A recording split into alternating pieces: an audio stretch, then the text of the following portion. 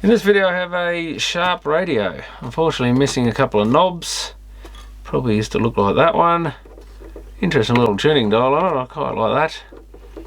I guess we can take the one knob off each thing and share it between them. It's probably a dial light, DL, some sort of tuning indicator, shortwave 1, 2, 3 and 4, so it's pretty flash. 1, 2, 3, 4, 5, 6 bands, but look at them, I wonder if they all light up. Volume, tone, automatic frequency control, and AC battery, BFO on or off. Is that a beat frequency oscillator or something? Manufactured in Japan. It's an FV-17A. It's got a little 2.5mm plug for external antenna. FV-17A on that sticker. Phono, it's got a phono input. Well, there you go. That's pretty random on a radio. I don't think I've ever seen that before. Not in a long time anyway. Quite a good size speaker. A 15 by... what does that say? 825 watts. Is that 15 by 10? Oh, 15 by 10 centimetre it says. It's a bit hard to read with the corrosion on there or whatever it is.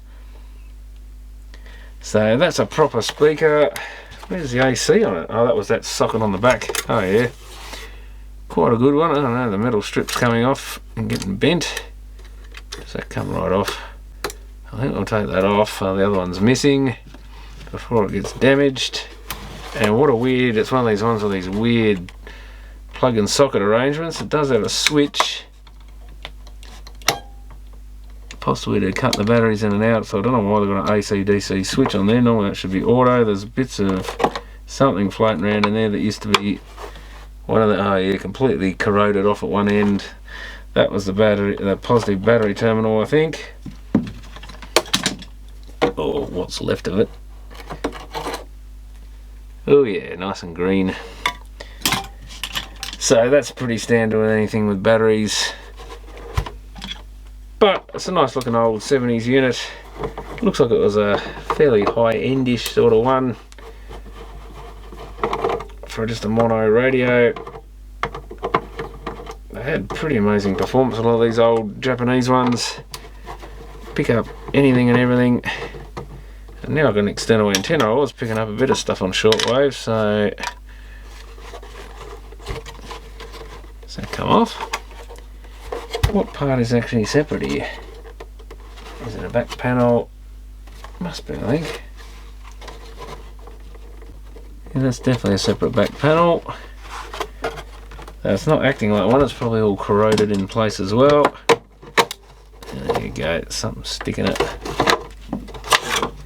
Is this germanium? No, it's actually silicon by the look of it. There's the battery tube. Yeah, I wasn't sure how old this was. So definitely probably 70s this one. And yes, I'm seeing a few silicon transistors. I wasn't sure, is that a, looks like a selenium rectifier there. So it's got some old stuff in it. 4 UM1 or equivalent, 6 volts. Assembled using metric screws, bolts and nuts. ISO. So it must be around that era. There's the wire that used to go to the positive battery terminal, so we could hook up to those. Cobwebs and muck in there. Ew.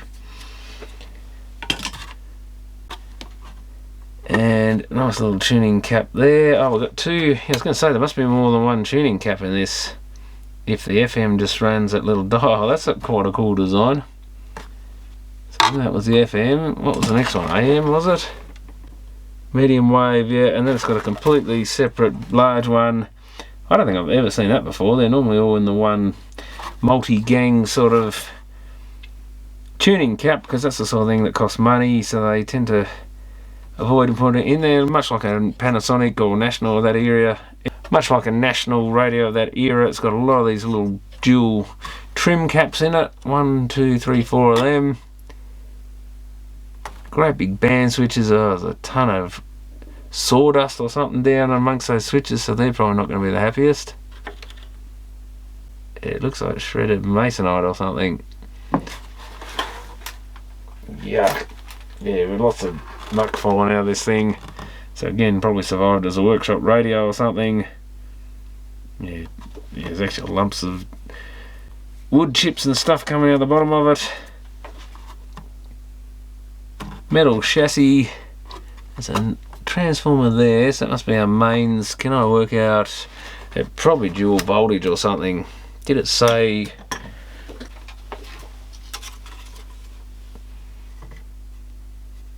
AC 240 volt, 5 watts, and it doesn't say it's 120 volt.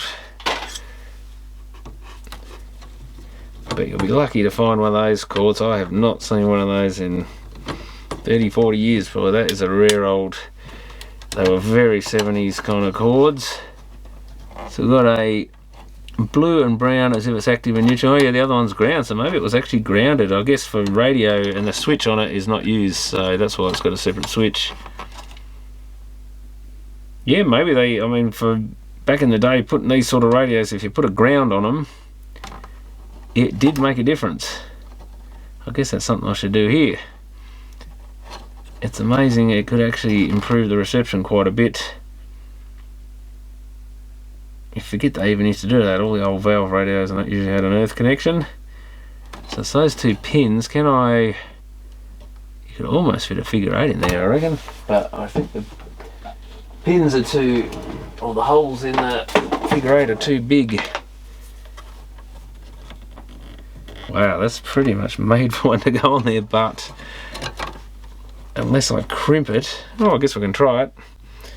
Squeeze the pins together. I wouldn't recommend it as a long-term solution because it's probably not going to make the best contact, but if you squeeze the pins tighter on it, or the holes in the figure 8 cable, it may well work. So I wonder how they tested this. Oh no, this was sold as parts. I had a feeling it was sold as going. No power on the bench. Oh yeah. So probably would have been $50 if they plugged it in.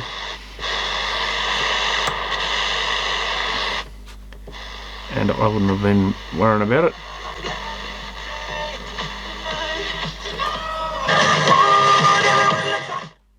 It's certainly loud. Oh yeah, we've got 3 dial lights across the top and a green light comes up there. FM's red, but I don't know if it's... how do we actually... oh, that's one thing. Where's the band switch? Oh, fancy. I didn't even look at that. Fine tuning. Yeah, it just pushes a red indicator down rather than a light, because you didn't want to waste battery power in those days.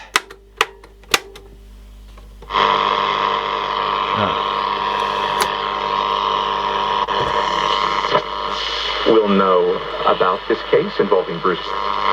Certainly picks up well. That's just with my finger on it. Launch a military operation in Rafah, then really new.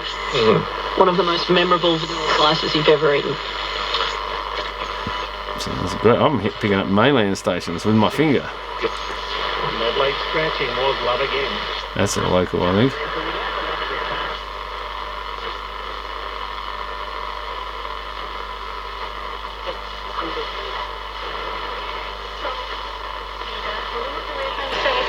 No, it picks up better without me touching it. What the? It's got a rod antenna. Oh, it does. Big one.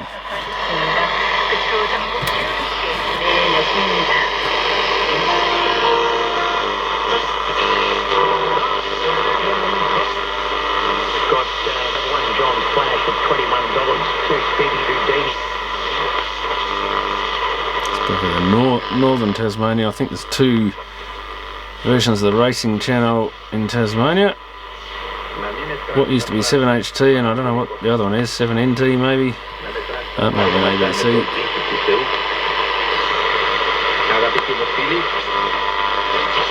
Afternoons from 3, Drive with Jackie Belgate. A harrowing weekend, the most horrific and tragic of crimes. 6 people dead at the hands of a man armed with a knife who went on a violent rampage through Westfield's Bondi. Our mental health system just needs to change. All these parents with schizophrenic children that may go off their medication, and who is watching it? Drive with Jackie Belgate. Weekdays from 3 on 1494 2AY. There you go. I have not listened to a New South Wales station since the early 80s probably. 2AY.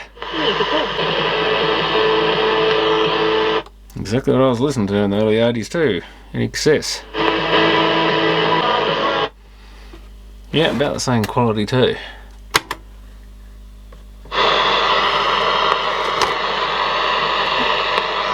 Definitely gonna need an external antenna for that, I think.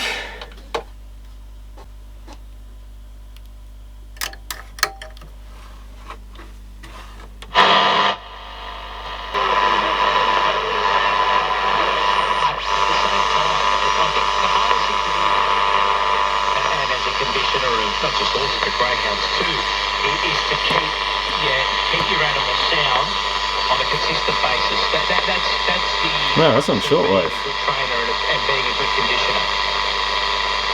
Yeah, and I think knowing when you can continue to race with a little bit of more. So yeah, that's the key to being a great trainer, I suppose. And patience is definitely one of the. It sounds Australian, whatever it is. Training any. That must be. I think because it wins for fun. Is that the AM coming through? I don't know what's going on there.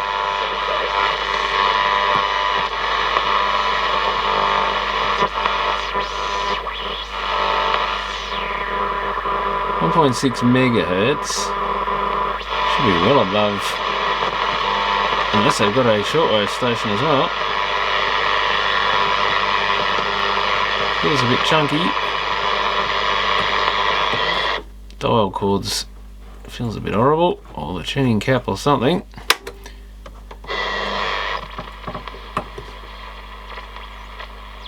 A heterodyning going on.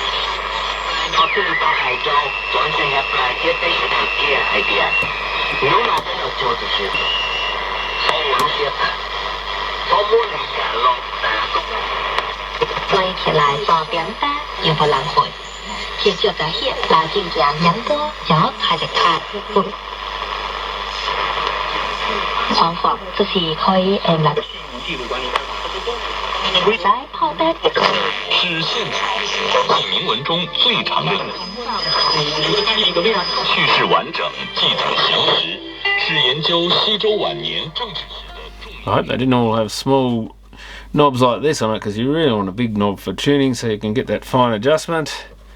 Really fiddly using this little thing. So Sharp might have stuffed up a little bit there. We do have a fine tune though. Oh yeah.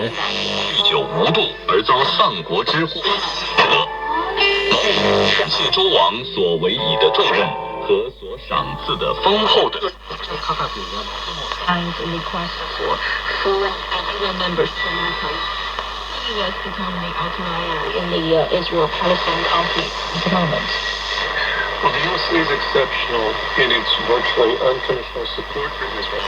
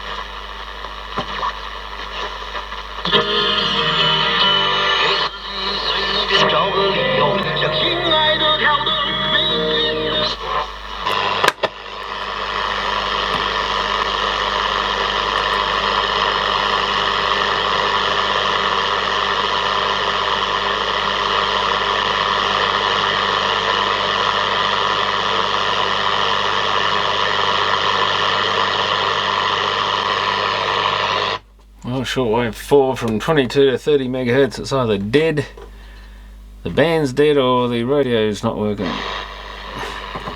There's no sign of anything there. We've got a diggy switch.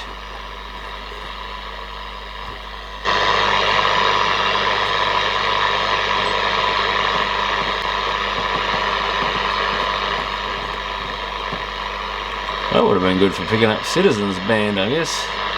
27 megahertz.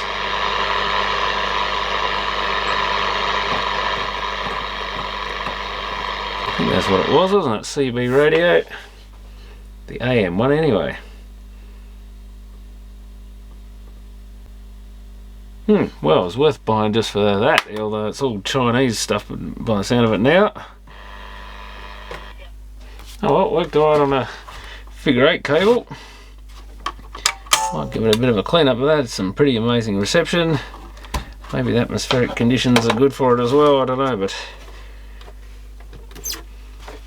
it actually looks like a sharp television knob as well. They had those very similar knobs on some of their televisions. Guess I should take that knob back off. I might see if I can get the chassis out of this thing, so I can clean out the tuning dial, and just everything needs cleaning out, I think.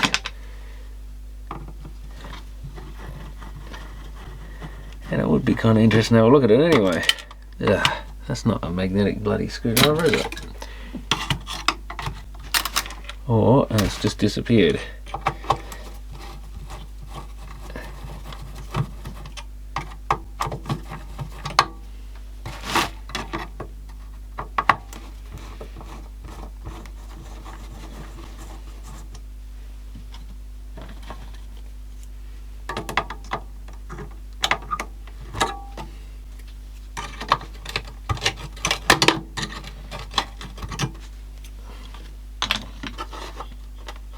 No idea what I'm undoing, but nothing's moving so far.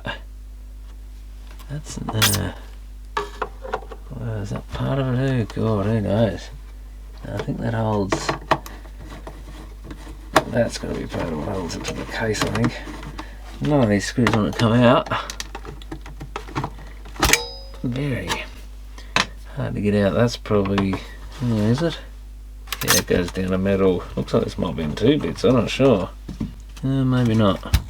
Oops, no, he's grabbing the speaker. There's another one of those. Oh, that's one of them, I think. So the middle ones are, yeah, now we're moving stuff. I think we do have to undo those 2 plastic things there. I don't know where the plastic frame is. That's a couple of metal threads. Ooh, now we're definitely getting looser.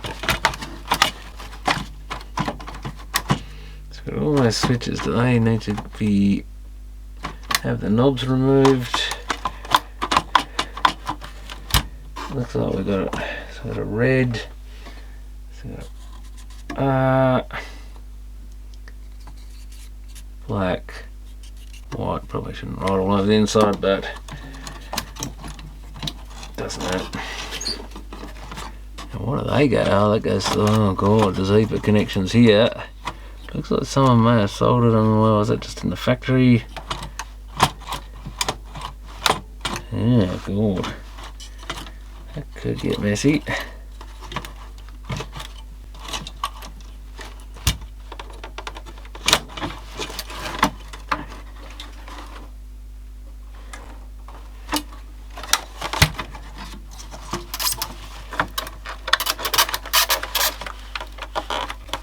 Pressing or something. It may help. Ah, yeah, pressing them in definitely helps. So it looks like we can flip that. Something's. Oh, it's those wires. And the tuning didn't feel the best for the shortwave. At least we can see the inside of it. Oh, that screw I dropped in there.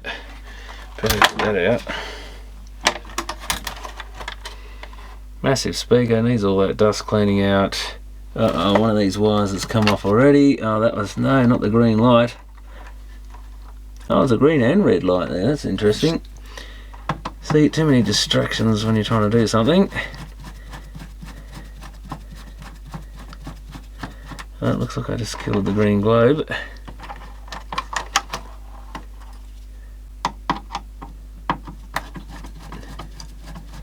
Don't think this is going to undo much because there's a capacitor soldered to the speaker, and that's the light switch. I'm going to leave that.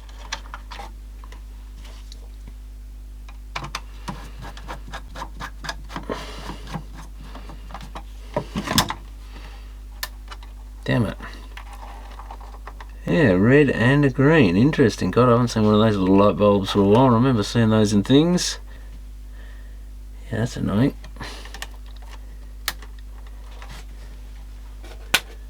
I've done solder those.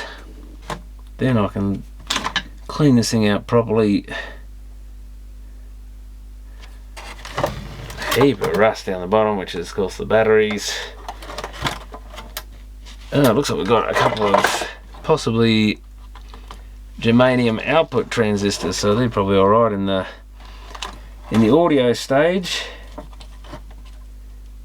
Well, they're not so critical, but in the radio stage it's probably a lot better with silicon. So here's our tuning bit. Yeah, so you can hear that. It's slipping up in there somewhere, I think. Probably a stuck pulley or something. Where's that go? Round, I think something. I'm going to have to take this metal dial off, I think. So that's where it's doing it. Yeah, something up in there's where it disappears to pull the tuning indicator across. Pointer. Yes, that's so weird having different pointers for each one. I quite like those ones, like a little speedometer or something. Very nice fluorescent bright colour on that.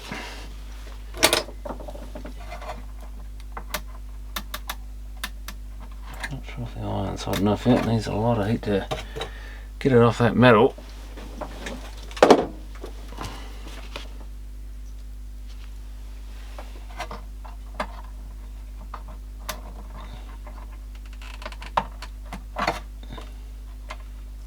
Keep all those joined together just so I know for sure that they're all earth wires. And this is 2 yellow, 2 white. Since there's another white wire floating around, thanks to pulling off the light globe,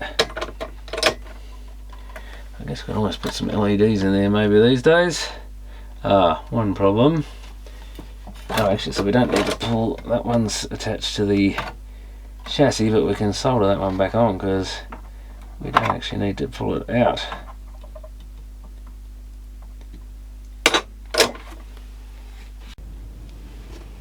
Okay, I'll clean this chassis up. And that might have to go to one side. Sanded some of the worst of the rust off the bottom. And got all the dust out of it as far as I can see. The only thing really left is to see, well, I haven't cleaned any of the controls.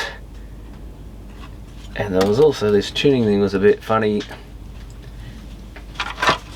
so I might have to pull the aluminium bit out. I don't know if that's easy to do. Whoops, looks like I bent that up with the brush. Probably needs an actual wipe over as well.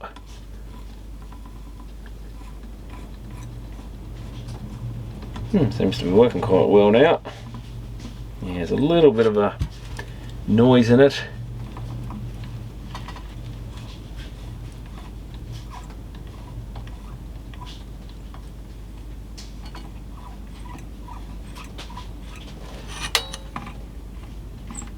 Whether it's worth the trouble trying to pull it to bits, given these are probably all glued on. They are literally like speedometer dials or needles.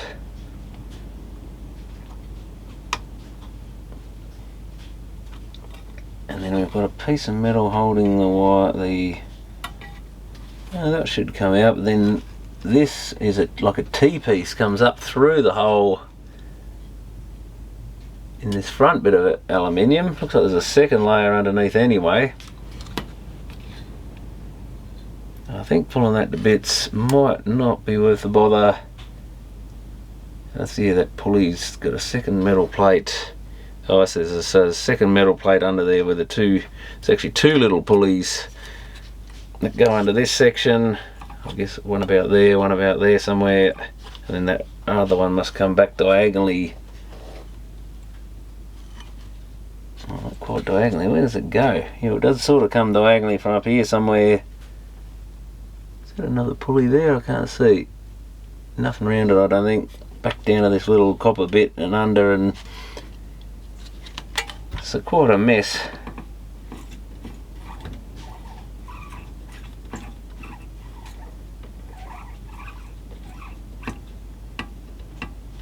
It does something similar at that end.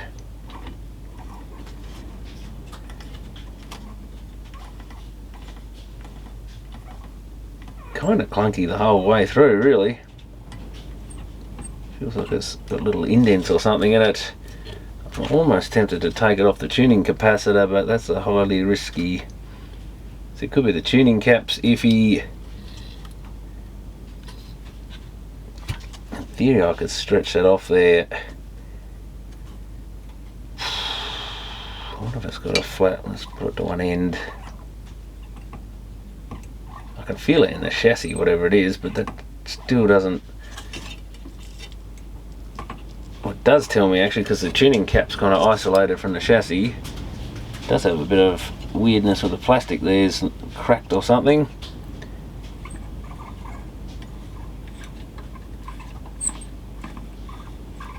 That I can barely feel. Hold the metal chassis, you can really feel the vibration. Yeah, no, it's got to be on the chassis.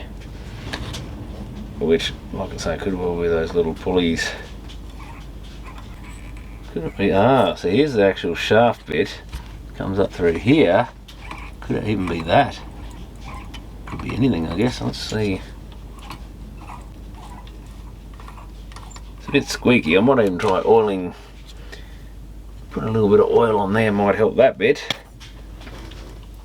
Obviously keep oil away from the actual dial cord itself or you'll ruin it. And the pulleys where they touch the dial cord. That's still just as noisy. Not sure if that's really going down in there at all.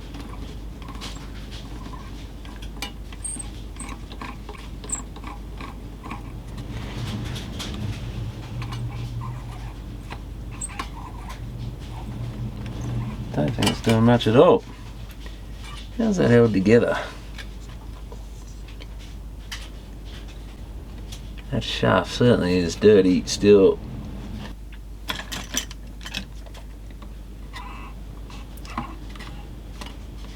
Yeah, it's a bit like it's got dried up grease or something on it, because there's a lot of dust stuck to it.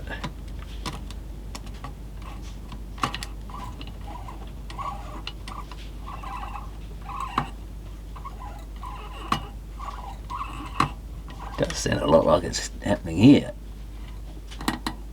Yeah, listen to that.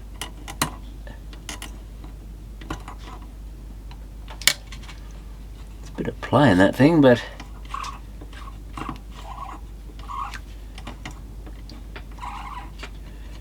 if we maybe prop it up a bit or something.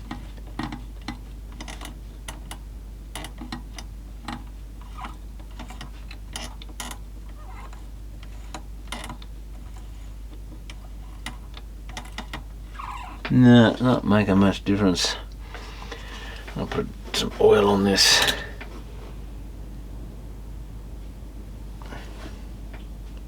Careful not to touch the dial cord. Just get up on the bearing bit there.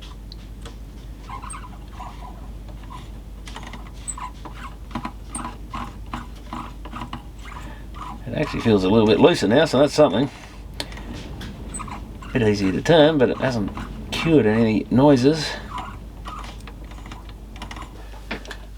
Don't know if I can tell by ear.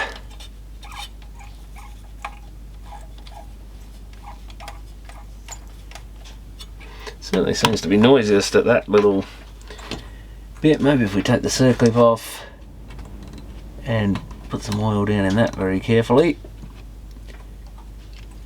Oh, that does look rather worn. It's pretty eccentric. I don't think that would have been like that from the factory. I'll lift that up slightly. And maybe put a tiny bit of oil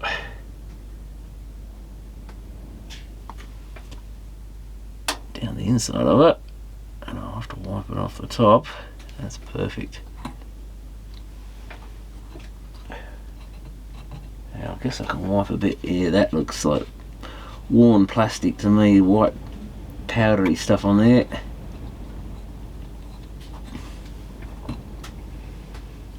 And let's wipe off anything on the top here so it can't run down. There it is.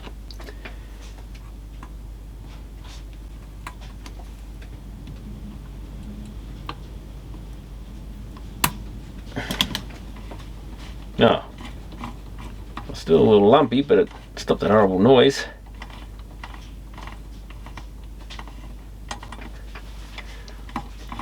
At least it doesn't make the squealing noise. Feels a little bit freer again.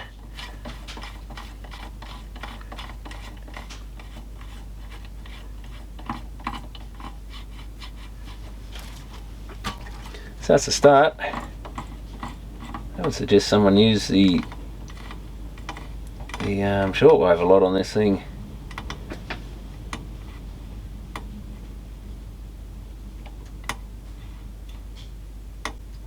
What is something slipping?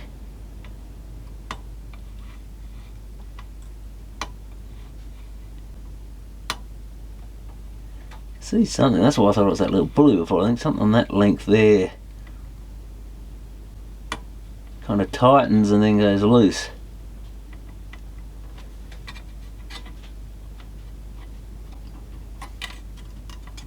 Yeah, it's super tight. So it could be even this sliding mechanism. I guess I might have to maybe do this one as well. Maybe they will, at least that is just got a super... The hole's way too big on it, really. So it's kind of eccentric. It's very much like a worn one. The other one did actually have a bit of white dust. This one looks okay. But yeah, the hole's much bigger than the shaft size.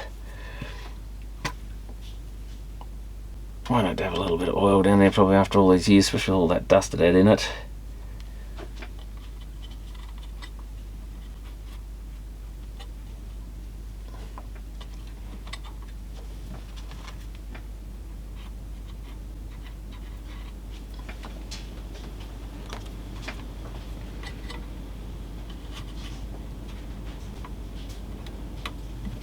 But yeah, I'm not sure exactly where the issue is.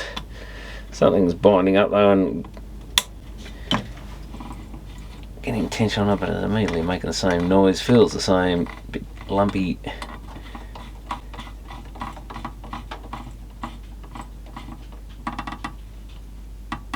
Yes, that you can see that string. That's actually slipping on the shaft, is it? Gets tension and then drops.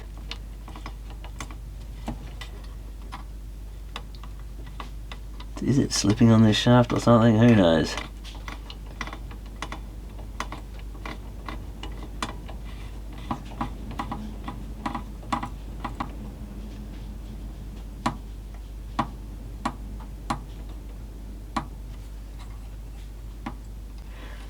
Should that be sitting on that resistor? That seems a bit... They've actually soldered a resistor under the board to guide the dial cord, I guess, to keep it up on the top of this. That's a little mad. What happens if I bend that slightly down?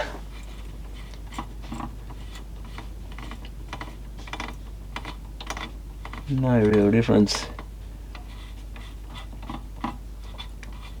So the one's going down between a couple of switch pins on the switch.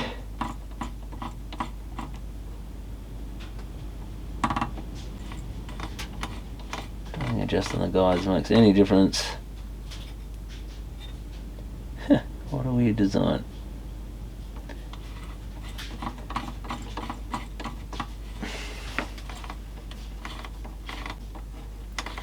you really need to take the cord off and see if you can find what's binding or if something's running rough, and I don't really want to do that, so I think we'll give that bit a miss and start putting this thing back together, giving the case a bit of a clean up.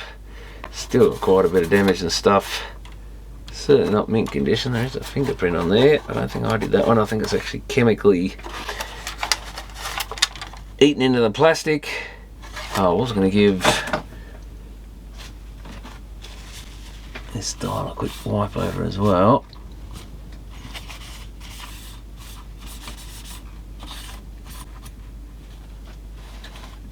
Get the worst of the remaining dust off that. Okay, I'll put that switch thing, I think I'll have to put it in there because it's going to fall off otherwise. And I'll put it in backwards so the dirtier side faces into the radio now. Get the speaker wires through. And then we've got to jiggle it around to get these switches and the fine tuning in. That's kind of going. Jiggle the switches so they actually go in the slot. That's it. Now try and lift the, get the metalwork to line up. I think those switches are coming through. That's it. Screw catching on a bit on the end. That doesn't sound good.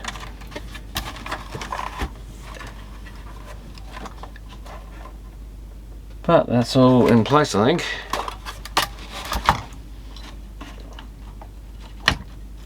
Yeah, that's it. Is now anyway.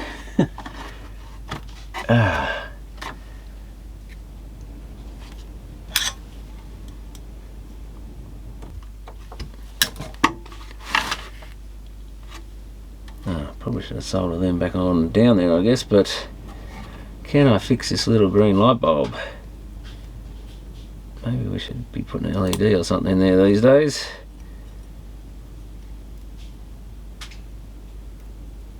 Yeah, that might have a pin there. I can see something silver. Doubt it. Probably just the lacquer looking like there's something there. How are these wires attached? So I've dipped it in green lacquer. I do actually have some model paint similar to that. That might do the job then. I don't think there's anything I can connect to. It's actually...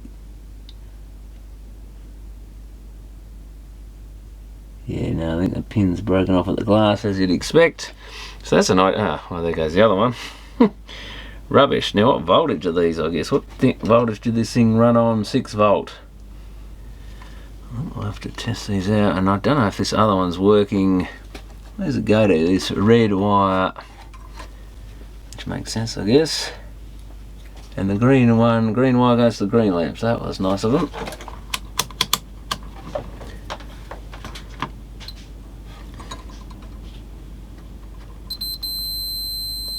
Should really disconnect it to make sure, but I think that's probably intact.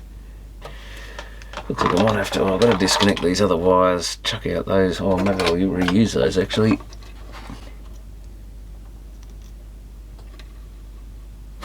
Well, that's disconnected from the other, from the, oh, it doesn't have a transformer in this thing, so. Well then again, if it runs off 240 volts as well, no, it would all have to come off the same supply, I guess. So we go from that to the red wire, 20 ohms, so that's good. New lamp's only half of that, so it might be brighter. They probably would have used dimmer, more efficient ones than these things, I guess.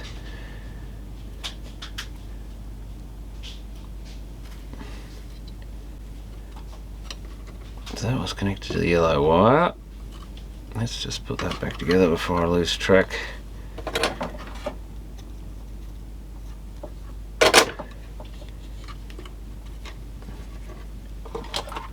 Okay, let's see, we've got to get these hooked back up.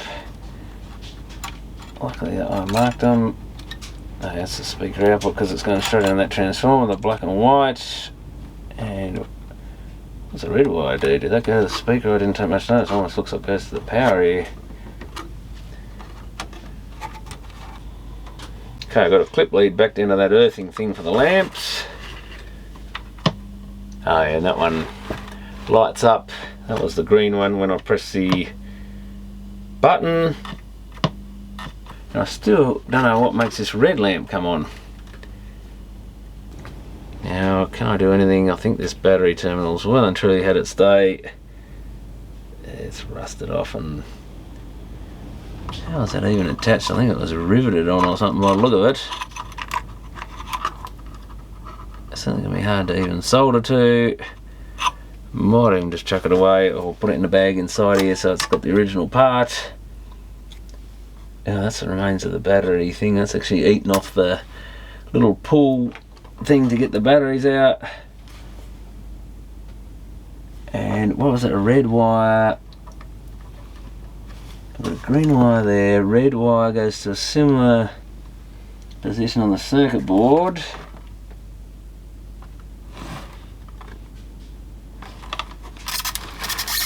And then I can't see much at all. A resistor, I think. Oh, there's a transistor there. Where's the red wire itself go? Red wire goes across, oh, it goes, yeah, definitely to a pin on a transistor straight under this plastic thing. Is that the base wire out of that? Who knows? It comes back to that IF can. That's probably ground, isn't it? And a capacitor. I couldn't find a manual for this thing online or circuit or anything, so the other pin goes to a resistor. I think goes to that other pad there, maybe? Yeah, it does. Which does, who knows what, got a few other resistors connected up. So it's switched by a transistor, though, so is the green light by the look of it. That's interesting. That green wire goes to another transistor, so there's two transistors. I'm getting deja vu feeling for some reason. Two transistors. What's the other one feed off? We can't, oh connect, what the? One resistor connects to the pin on the other one. Oh. It wouldn't be something stupid like you've got to hold the other one on. Well, who knows, back in the 70s I could have done anything. Oh, plug it back in would help. Put it back to AC. I can't imagine it's something like that, but anything's possible.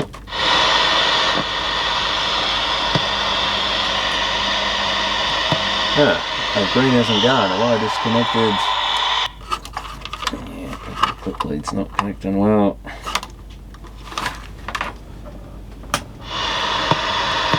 Oh, the red one just come up. Oh, what the? That comes on and then the red one comes on. Hey, we now got the red one lit and the other one doesn't come on. Why? Oh, is it something to do with it? Oh yeah, that flicks on and then the other one goes. Turn off the AFC. BFO.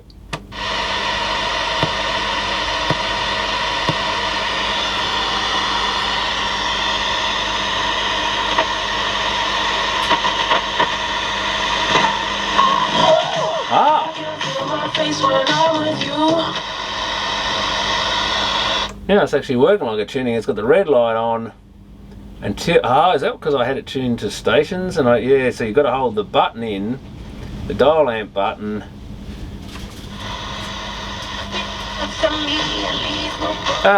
And red. So red. So you hold the button in. The red light comes on when you're not tuned in. I've got both of them now. Oh yeah. And then as soon as you turn the channel in, the green light, it goes green, so that makes sense. Red, no station. That's dimming on that. Okay, so it looks like you got to hold the dial lamp button in, the DL button there, and what happens is when you're not tuned in, we have a red lamp, and when you get to the station, it turns green. So I'll have a listen, hold that on. That's saying it's tuned in when it isn't. Now it's making a liar of me. It's not working now. Ah, son of a... Oh wait, the red's... Oh, the red's on. Oh, it doesn't work with the antenna connected is what it is.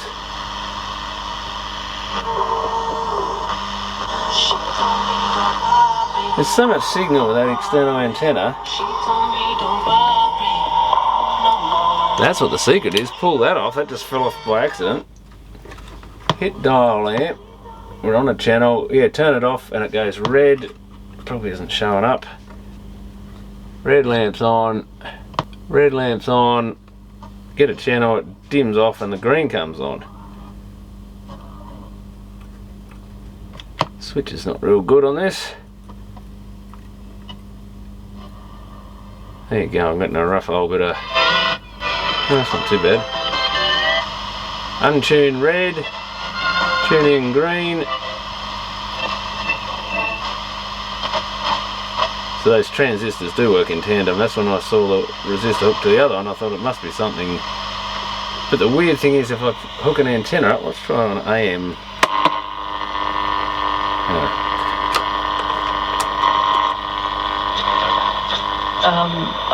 Yeah, it works fine. I don't know a nurse who can't talk about bodily function and enjoy a lovely meal simultaneously.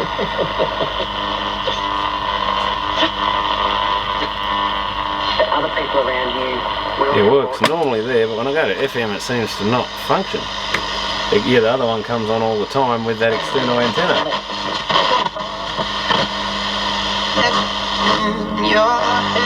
Right now. So weird. So when you take this external antenna off, works normally. Put the external antenna on, it still works in AM but doesn't work in FM.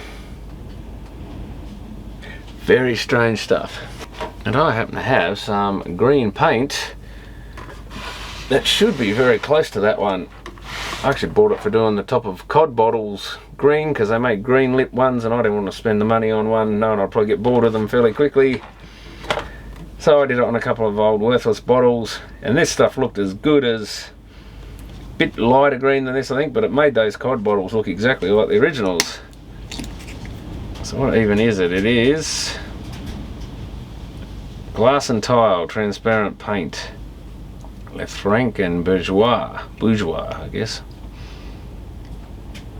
Transparent colour, which is a citron, vert, lime green. I guess lime green in English. Vert limon. Made in France. Well, we pretty much guessed that much. Probably should give it a shake up. I can't remember when the last time I used this was, but it would have been at least 10 years ago I bought it, I think. Might even be able to get a bit of that on the cotton bud and just... I do have some small tiny paintbrushes somewhere I bought as well. Okay, is that gonna... Oop. What? It spat on me. That wasn't very nice. Oh yeah, it's starting to squeeze out now a bit. Can I unscrew? Oh yeah, I can unscrew the cap. Let's do that then. Oh, I've got a big bubble of... Might get a bit off the back of the cap here and...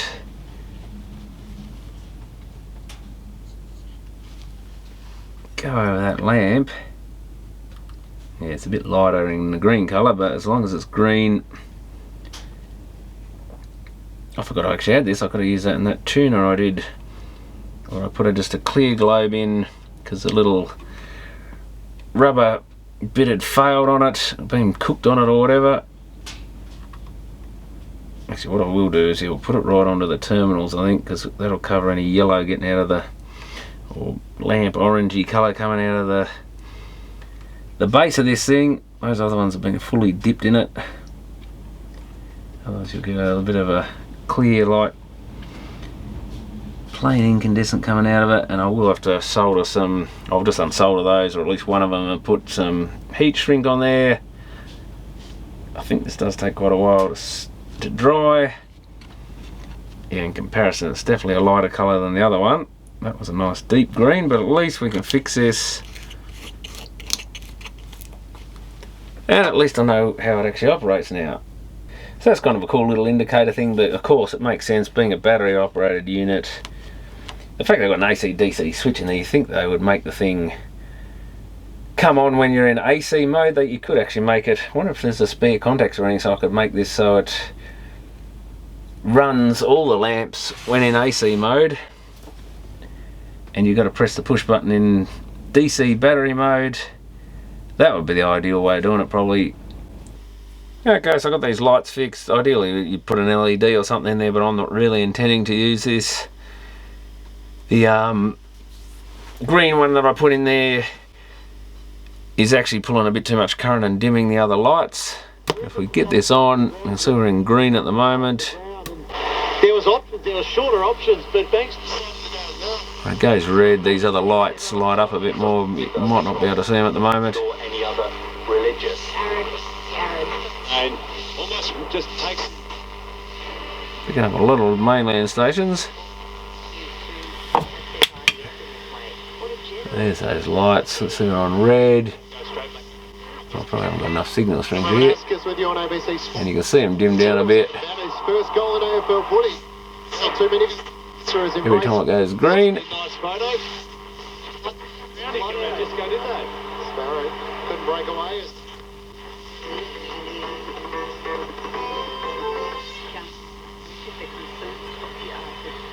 However, any strategy or control strategy Grimes up against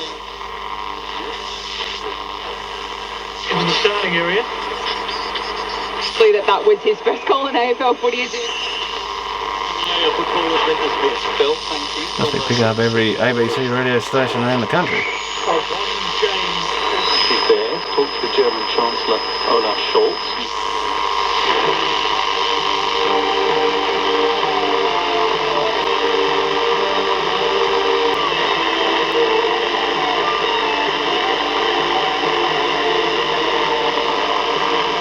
That's what I was listening to back in the 80s. Still playing the same songs.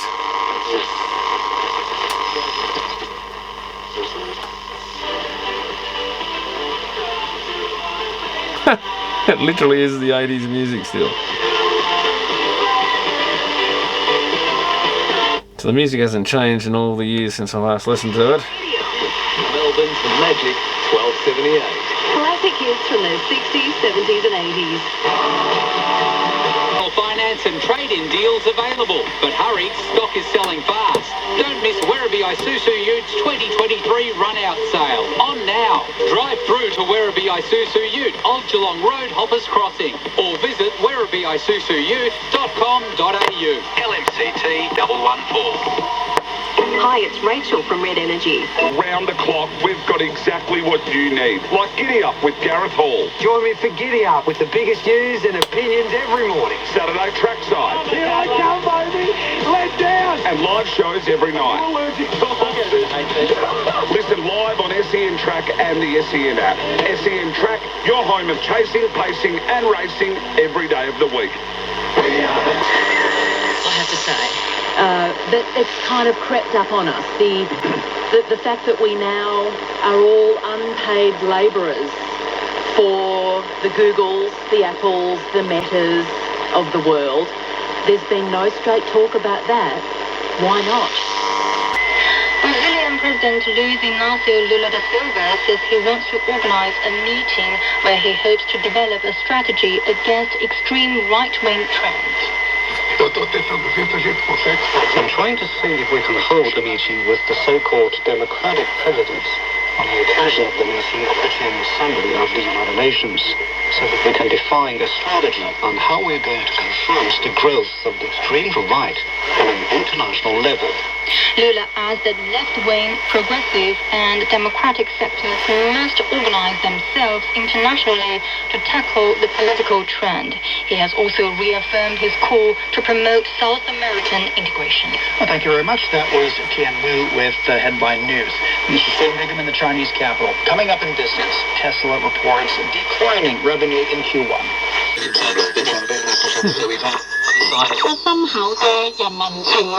Tighter fiscal rules.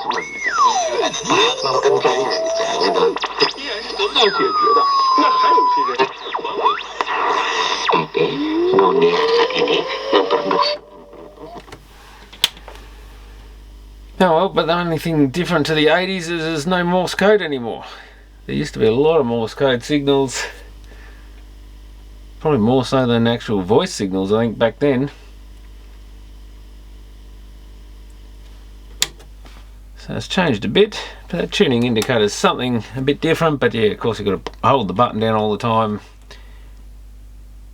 Not really economical to run it off batteries back in the day much. But of course now we could actually upgrade everything to LED lighting. But this radio is not really in good enough condition. More important to try and find some knobs for it. Not that I'll probably use it much, if at all, but it's interesting having a listen to it again.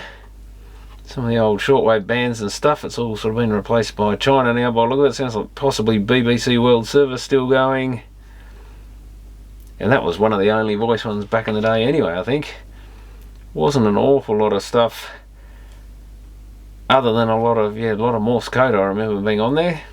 And a few other weird things, maybe even that woodpecker thing from the Russian over the horizon radar or whatever it was still probably going back then. Certainly picked up some weird sort of constant sounds that just made some sort of weird sound that just kept running and running and running. We did pick up a bit of a weird thing just then, which was probably a bit of, sounds like some sort of digital packet radio or something maybe, who knows. You wouldn't know what's on there these days. But the reception's still, yeah, fading in and out a lot.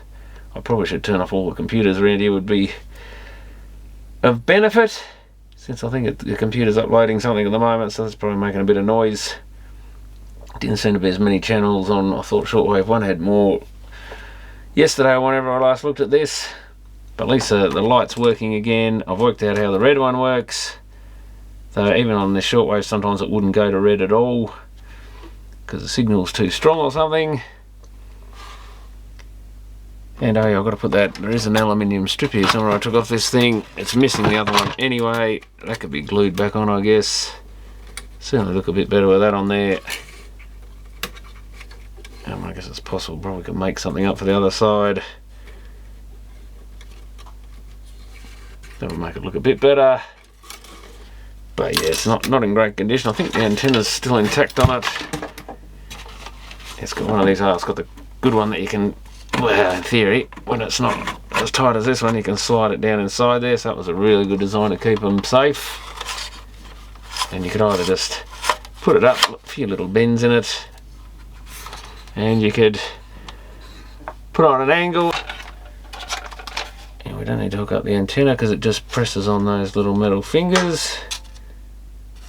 I did try cleaning out that battery terminal a little bit and the metal just disintegrated, so I've thrown it in the rubbish, and even that orange, red stuff, insulating stuff that was mounted on that started disintegrating, so that's well and truly had it.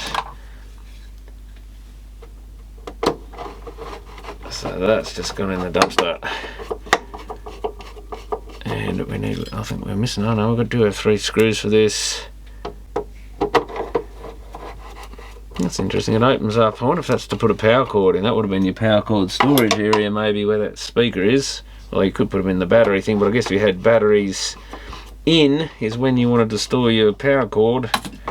I'm not sure you'd fit much in there, would you? Could you roll up a bit of power cord? I reckon that's what it was designed for. Probably a bit of a pain to get in there and out, but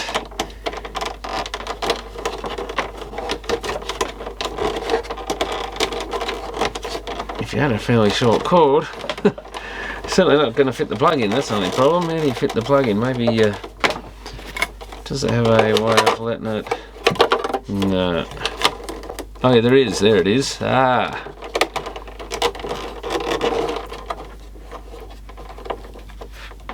Maybe had the plug sticking out the back. That would have possibly made sense. Wind all the cord in and just have the lumpy cord poking out the back a little bit. That way it's nicely stashed away and it's quite portable, and you've got your cord in there and you know where it is because it's sticking out the back.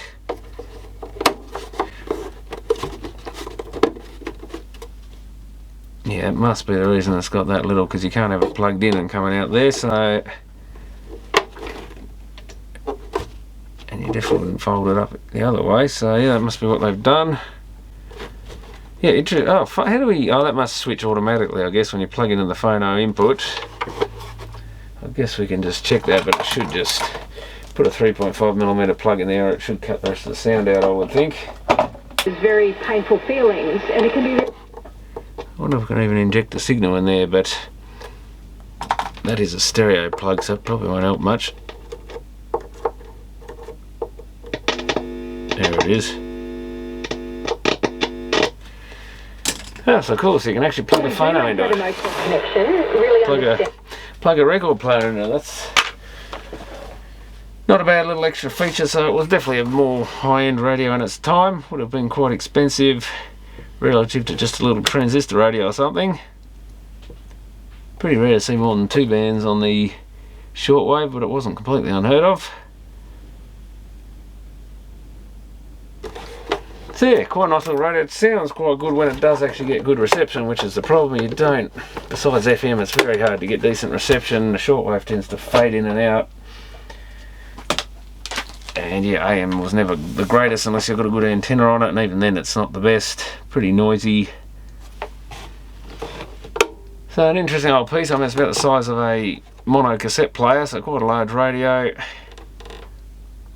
But yeah, it was good to listen to some of the old radio bands again and hear a few mainland stations again. That's something I haven't done since the 80s, I don't think. Really haven't listened to AM radio since the 80s when it was a bit of a novelty thing. And shortwave, yeah, you sort of have a bit of a listen to it and think, oh, it's interesting, and then very quickly get bored with it, unless you really like that sort of thing. But there was nothing really on there that was, you couldn't get locally. Maybe if you spoke a different language, you might have been a bit like SBS back in the day with some foreign language stuff, but like I said, I don't think there was an awful lot